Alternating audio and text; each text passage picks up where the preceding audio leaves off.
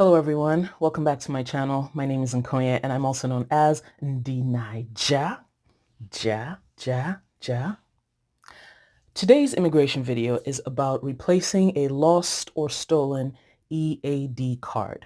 What is an EAD? An EAD is an employment authorization document. It is the card, very similar to a driver's license, that you receive when you complete the form I-765 and send it to the U.S. Department of Homeland Security. All right? If you have not completed your I-765 form and you are eligible to get a work permit.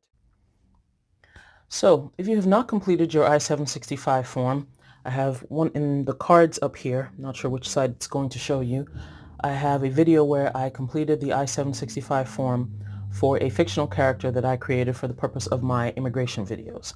So what do you do if you completed the form, you filled it out, you got your EAD, and maybe it was even a combo card, which means you had your I-131 application attached to the I-765 application. So that means you can enter and return, or you can leave and return to the United States legally with this same work permit card. If you have lost it or you have stolen it, you will need to start the process over again.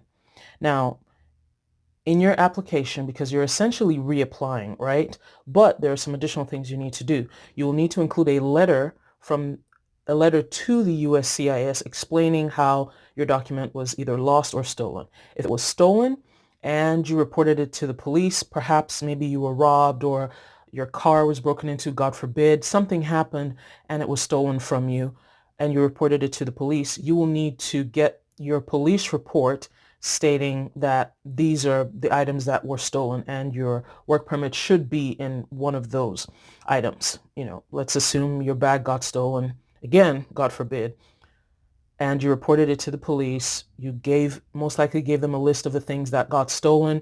You will list all these items and you will send a copy of that police report along with this letter explaining how your document was stolen.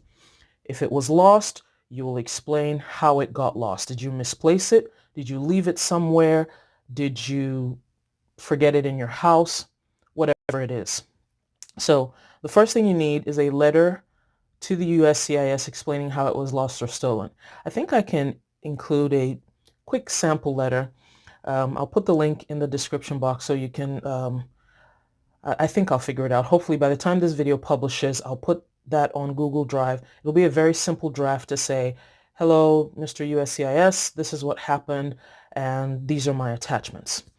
Second thing you need is a copy of your receipt notice. Your receipt notice is the notice of action that you received when you submitted your form. It usually comes about 4 weeks after you submit your petition, whatever petition that is. You get a notice of action, and that form is I-797. You get a notice of action, a form I-797, and you should keep that form. Every bit, every scrap. If I cannot stress one thing, let me stress this. Every bit of information you receive from the USCIS should be kept safe, because in this case, you will need a copy of that I-797 form to submit to the USCIS in case your work permit is lost or stolen. Okay? Next, you will need a G1145. Like I said, you're reapplying. So the documents that you would have used to apply for your work permit in the first place will be the same documents you will use to reapply for this. You will also need a check, money order in the amount that is the fee for the I-765 form.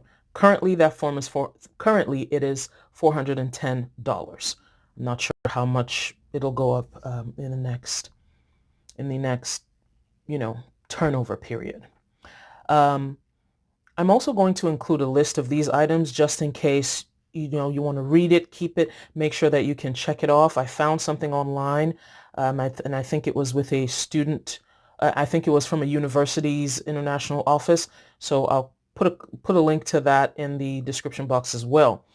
You will need to put your receipt number, the copy of that form that you received from the USCIS when you got your initial work permit. You'll need to put that number into the check, on the check. when you write memo, that's where you would put that number, either that or your I-94 number.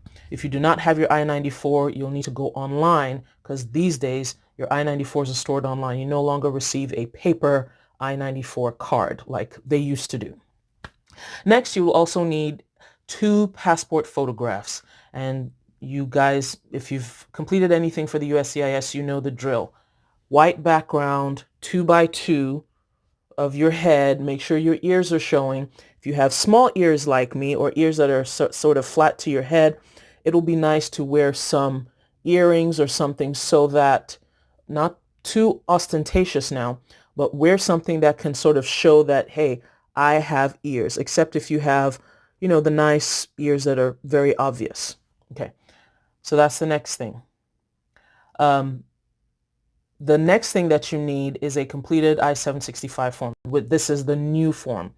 And in the form, you'll see a checkbox for either a replacement, renewal, or if it's brand new. You would check the replacement of whether it's lost, stolen, or damaged. There's a specific box for that because the USCIS knows that things happen, okay? In question 12, you will indicate that you have previously received an I-765. Again, if you see the video that I posted, you'll understand this, and then you'll read the document that I'll include the link to below. Now, if you're a student, you'll also need a copy of your current I-20, which is given to you from your school. If you don't have an I-20, and if you don't have an I-20, it likely means you're not applying for a work permit based on being a student. So you don't need to do any of that. And then if you have a copy of the front and back of the EAD that was stolen or lost, you'll need to include that as well.